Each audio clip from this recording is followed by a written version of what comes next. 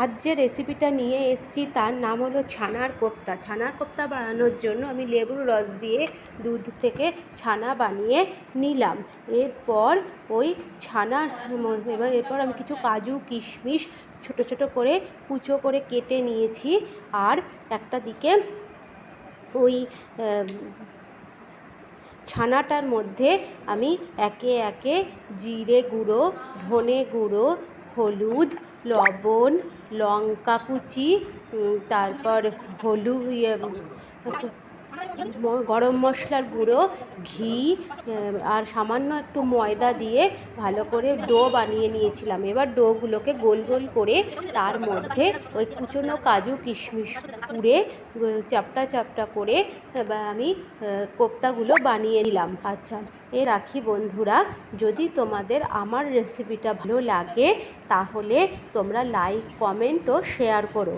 এরপর কোপ্তাগুলোকে আমি গরম তেলে ভালো করে লাল করে ভেজে নিলাম। এবার ওই তেলের মধ্যেই আমি জিরে আর তেজপাতা ফোড়ন দিয়ে আগে থেকে কেটে রাখা আলুগুলো ভাজতে দিয়ে দিলাম। আলুগুলো ভাজতে দিয়ে দিলাম এবং ওর মধ্যে আমি একটু লবণ আর হলুদ দিয়ে বেশ ভালো করে ভাজতে থাকলাম।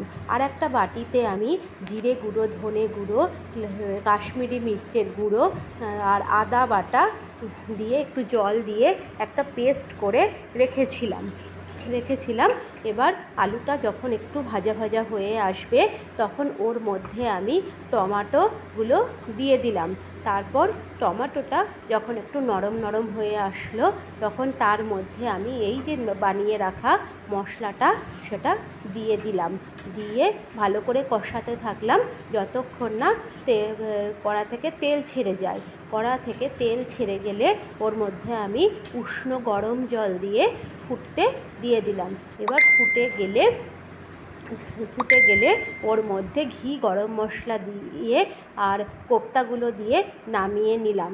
আমার রেসিপিটা যদি তোমাদের ভালো লেগে থাকে লাইক কমেন্ট শেয়ার করো আর চ্যানেলটাকে সাবস্ক্রাইব করো।